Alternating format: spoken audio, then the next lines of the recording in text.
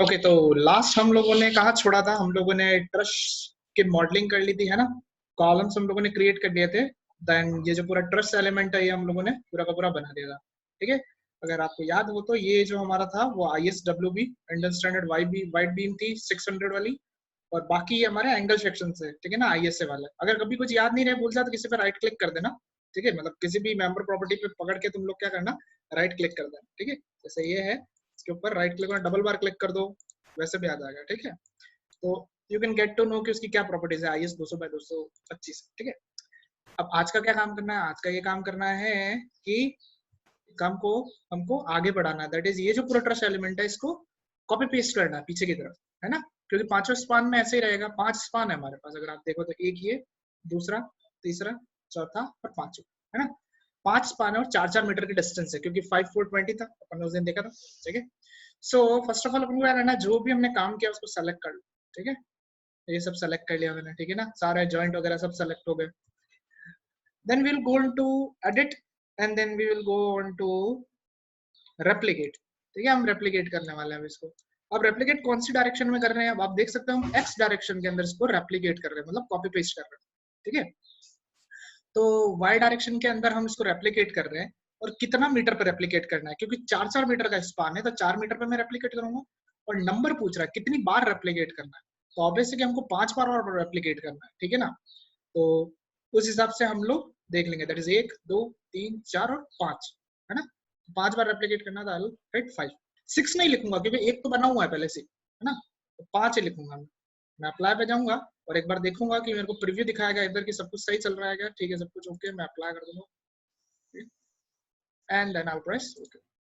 Okay, तो अब ये देख सकते हैं अपन कि हमारा ट्रस्ट का जो एलिमेंट है वो सब तरफ इक्वली इरेक्ट हो गया। ठीक है ना, खड़ा हो गया अच्छे से।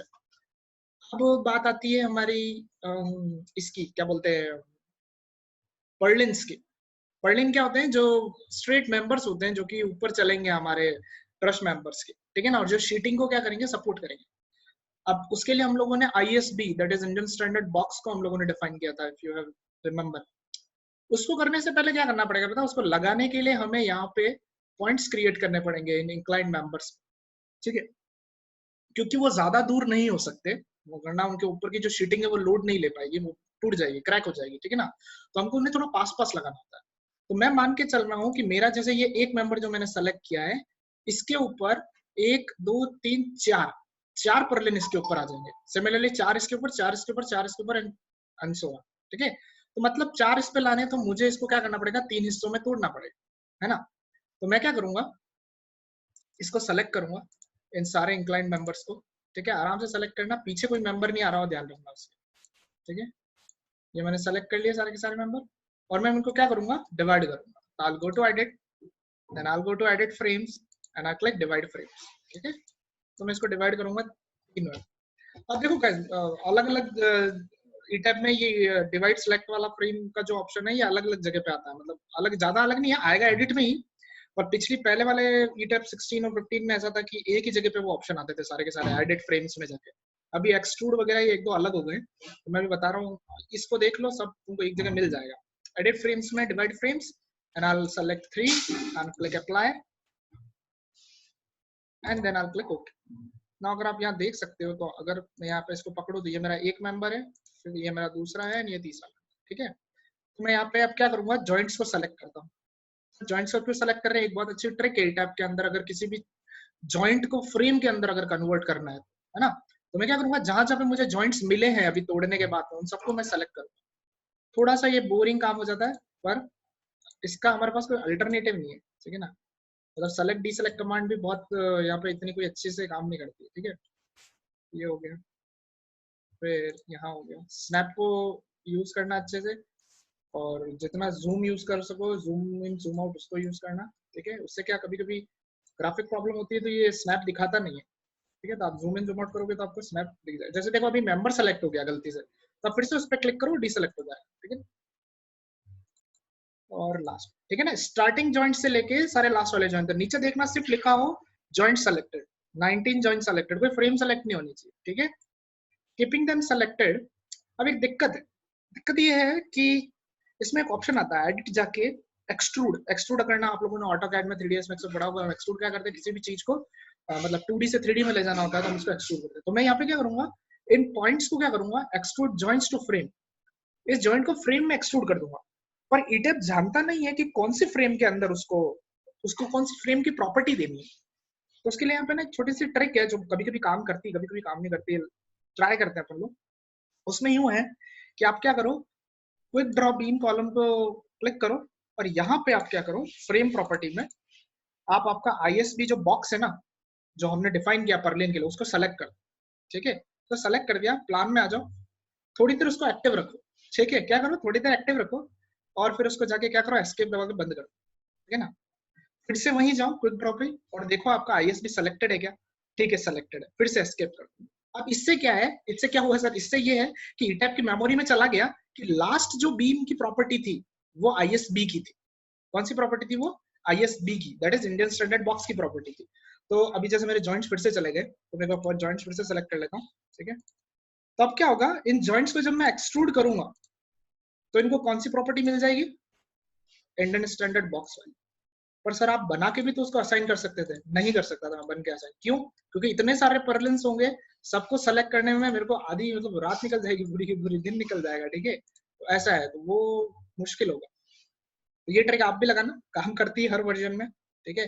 ट्रिक नहीं है, एक तरीके से तुम कह सकते हो फंक्शन है कि ईटैब याद रखता है कि उसकी लास्ट कौन सी प्रॉपर्टी उसने असाइन करी थी, वही प्रॉपर्टी वो उस फ्रेम पे असाइन करता है, ठीक है। तो एक बार हमारा सिलेक्शन छूट गया था तो मैं इसको फिर से सेलेक्ट करना, ठीक है। Everything is selected, 19 joint selected, I will go to edit, I will go to extrude, है ना। दिस टाइम मैं कहां जा रहा हूं, एक्सट्रूड पे, extrude joints to frame, joints जो मैंने सेलेक्ट किया उनको फ्रेम पे करना है तो मैं इसे क्लिक कर दूंगा। अब ये पूछ रहा है कहाँ एक्सट्रूड करना है, कितना एक्सट्रूड करना है, तो भाई मेरे को वही पहले जैसे इधर स्पान्स में करना है, y डायरेक्शन में 4 मीटर पे करना है और नंबर कितने हैं, 5 स्पान में करना है। I will go to apply और ध्यान रखना नीचे 1 स्टोरी सेलेक्ट हो, ठीक है। Apply and I press okay. This is our, you can say the main brush model. अब इसके ऊपर शीटिंग लगानी है और sheeting is quite simple.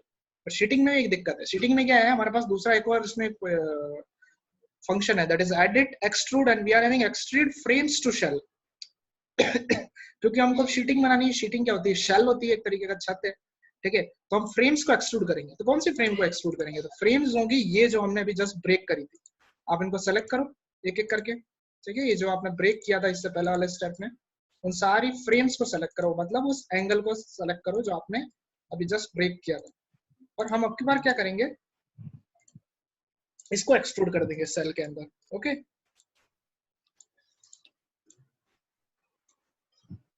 Okay, I'll go to edit, I'll go to add, एक second wait, I'll go to edit and I'll go to extrude frames to shell। वही फिर से कितना करना है, 4 मीटर के स्पान पे करना है और 5 काउंटिंग नंबर पे करना है। I'll click apply and I'll click OK, ठीक है। खड़ा बन गया हमारा छत भी। अगर मैं राइट क्लिक करूं तो इसके ऊपर जो प्रॉपर्टी है वो भी स्लैब 1 की प्रॉपर्टी है। स्लैब 1 मतलब ये एक आरसीसी की स्लैब इस पे दे रहा है, पर अपन आरसीसी की स्लैब नहीं लगाते, इफ यू रिमेंबर। इस पे हम या तो कॉरुगेटेड शीट्स लगाते हैं, नहीं तो टिन शेड एल्यूमिनियम का अगर ऐसा कुछ है तो वो लगाते हैं। लेट्स हम मान के चलते हैं हम एस्बेस्टोस का जो कॉरुगेटेड शीट होती है जो कंक्रीट से रिलेशन वाली, वो लगाते हैं और उसकी जो थिकनेस होती है वो अराउंड 6 mm आती है, 5.5 से 6 mm तक उसकी थिकनेस आती है। तो हमको क्या करना पड़ेगा एक बार, क्योंकि हमारी स्लैब पूरी असाइन ही है, वैसे ही कोई दिक्कत नहीं है, मतलब इन सब पे एक स्लैब 1 नाम की प्रॉपर्टी असाइन है। तो अगर मैं डिफाइन में जाके सेक्शन प्रॉपर्टी में जाके स्लैब सेक्शंस के अंदर इस स्लैब 1 की प्रॉपर्टी अगर चेंज कर दूंगा तो यहाँ पे सब जगह वो प्रॉपर्टी चेंज हो जाएगी खुद ब खुद, ठीक है ना। तो I'll select slab 1, I'll go to modify slash और स्लैब 1 यहाँ पे आप जो भी है लिख दो। मटेरियल जो है कंक्रीट का 4000 psi और M30 लगभग सब सेम ही है, तो आप 4000 psi रहने देना। बस ध्यान रखना मॉडलिंग टाइप में अपन इसको एज अ शेल डिफाइन नहीं करेंगे, मतलब हमको इसमें आरसीसी वगैरह नहीं चाहिए, ये एक एज अ मेम्ब्रेन होता है, ठीक है ना। मेम्ब्रेन मतलब ये कोई बेंडिंग मोमेंट नहीं लेने वाला है, ठीक है ना। It will just cover the bottom thing, okay. I'll select member and I'll select type और member यहाँ मैं जाके लिख दूंगा मैं 5.5। गाइस एक सेकंड रुकना, कुछ काम आ गया, 2 मिनट रुकना।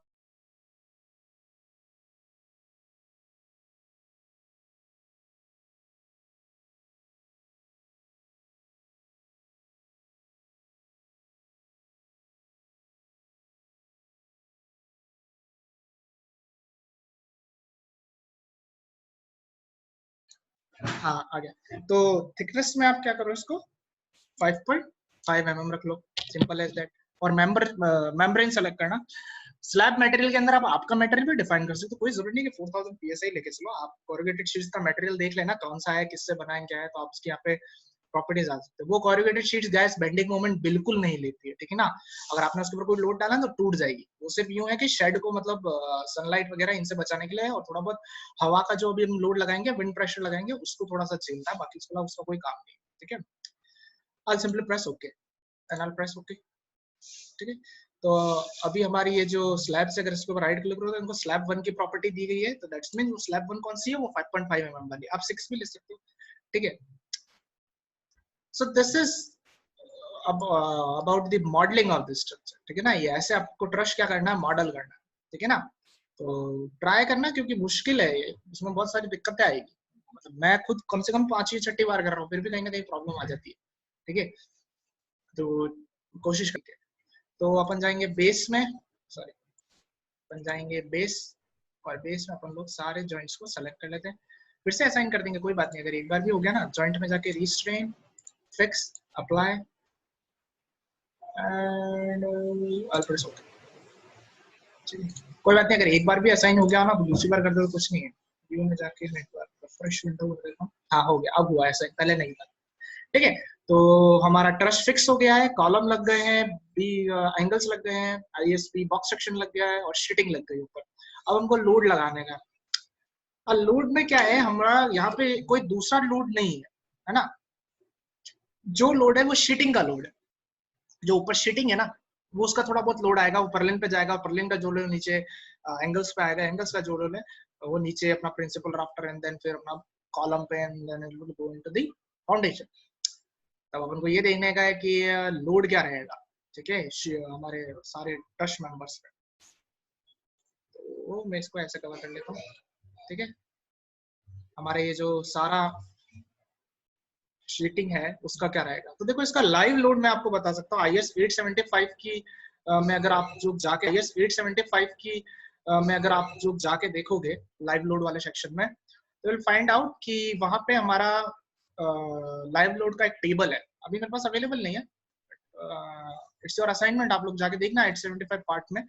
तो पार्ट लाइव लोड आता है पार्ट 3 में या पार्ट 2, ठीक है। तो उसमें जाके आप लोग देखना, तो वहां पे दे रखा है कि अगर आपकी शीटिंग जो है, आपका जो ट्रश है, अगर उसका एंगल 21 डिग्री से कम है, तो आप 0.75 किलोन्यूटन पर मीटर स्क्वायर का लोड ले सकते हो, लाइव लोड। और अगर ज्यादा है तो आपको 0.75 माइनस 0.02 पर डिग्री लेके चलना पड़ता है। हमारे यहाँ पे एंगल कुछ आता है 21 डिग्री समथिंग, इसका कुछ एंगल, ठीक है। और वो जब आप उस फॉर्मूले से करोगे तो आपका live load around 0.71 kilo Newton पर मीटर स्क्वायर है। इस पॉइंट ऑफ टाइम पे अगर आपको एक एवरेज लेना है, तो आप एक एवरेज ले लो 0.70 से लेके 0.75 किलो न्यूटन पर मीटर स्क्वायर, ठीक है। I'll go to select, I'll select to object type, और मैं एक बार, क्योंकि मेरे फ्लोर्स है सारे के सारे, तो मैं इनको सेलेक्ट कर देता हूँ, सारी बीम सारी शीटिंग सेलेक्ट हो जाएगी। I'll go to assign, I'll go to shell load, I'll go to uniform, and then I'll go to live load।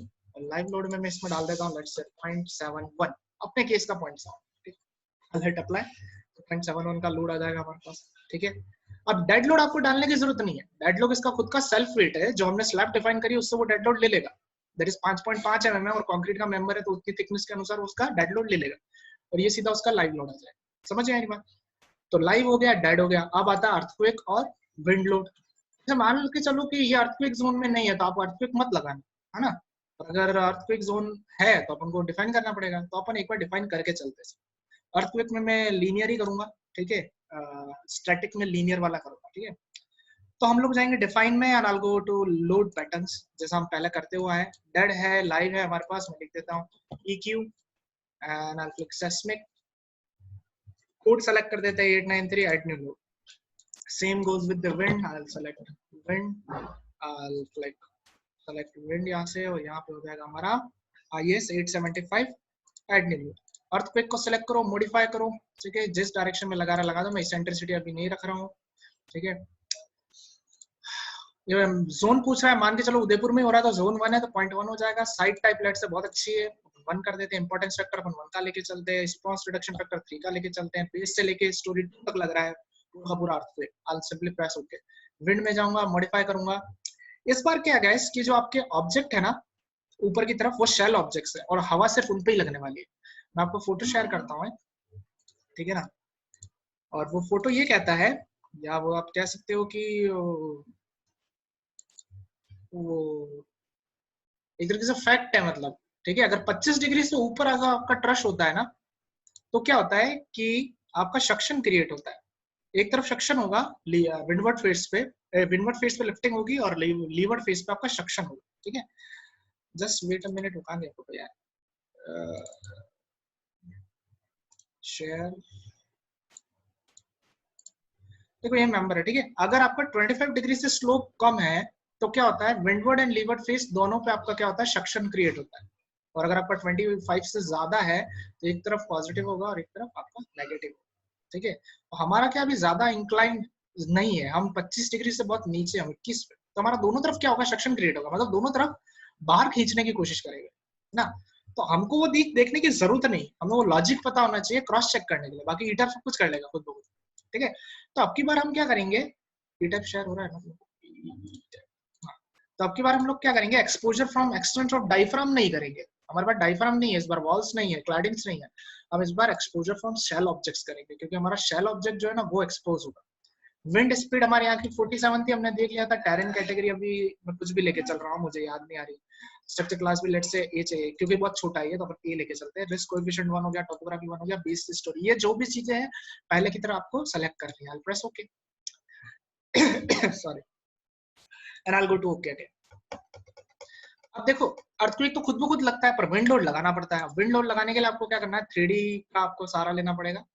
और क्योंकि इधर वाला जो शेल ऑब्जेक्ट है वो पूरा विंडवर्ड है, उधर वाला लीवर्ड है, तो यहाँ पे एक माथापच्ची और करनी पड़ेगी आपको, सारे शेल ऑब्जेक्ट इधर वाले मैन्युअली सेलेक्ट करने पड़ेंगे, ठीक है। ऐसे अपने पास कोई चारा नहीं है, क्योंकि अगर मैं सारों को सेलेक्ट करने गया, उधर के शेल ऑब्जेक्ट भी सेलेक्ट हो जाएंगे, है ना। क्लिक ऐसे करना कि उसके पीछे कहीं कोई मेंबर नहीं हो, ठीक है। जैसे मैं जहां जहां सेलेक्ट कर रहा हूँ ना, पीछे कोई मेंबर आ नहीं रहा है। अगर पीछे मेंबर आएगा तो क्या होगा, ओवरलैपिंग हो जाएगी। ओवरलैपिंग हो जाएगी तो फ्रेम सेलेक्ट हो जाएगा, फिर उसको डीसेलेक्ट करो, ठीक है। वो थोड़ी दिक्कत है। और एडवांसमेंट होंगे सॉफ्टवेयर्स में, ठीक है। नीचे लिखा हुआ है 49 शेल सेलेक्टेड, ठीक है। तो इसका मतलब अपन ने शेल सेलेक्ट कर लिए सारी के सारी, 49 45 है, सॉरी 45 शेल सेलेक्टेड, ठीक है। और 180 एजेस, एजेस तो इनके आसपास की होती है, ठीक है ना। तो हमने शेल सेलेक्ट कर लिया। I go to assign, I go to shell load, I go to wind pressure coefficient. Wind कर रहा हूं मैं 0.8 का अपना रहता है, दैट इज विंडवर्ड, ठीक है। इस बार हमको कोई मेंबर देखने की जरूरत नहीं, हम जब शीटिंग पर करते हैं तो सीधा 0.8 लेके चलते हैं, ठीक है। और ये विंडवर्ड फेस है, I hit apply and I press okay, ठीक है। और मैं इसको अगर इधर घूमूं और देखो, क्या आप देख सकते हो कि एरो ऊपर की तरफ है, मतलब सक्शन क्रिएट हो रहा है ना। तो ये क्या करता है, इटअप खुद ही पता लगा लेता है एंगल्स के बेसिस पे कि कितना सक्शन क्रिएट हो रहा है, ठीक है। यहाँ पे हो गया। सेम ऐसा का ऐसा आपको दूसरी तरफ भी करना है, ठीक है ना। मैं इसको एक बार अनडिफॉर्म कर देता हूँ, आई जूम इन, और मैं फिर से सारे शेल ऑब्जेक्ट सेलेक्ट करूंगा।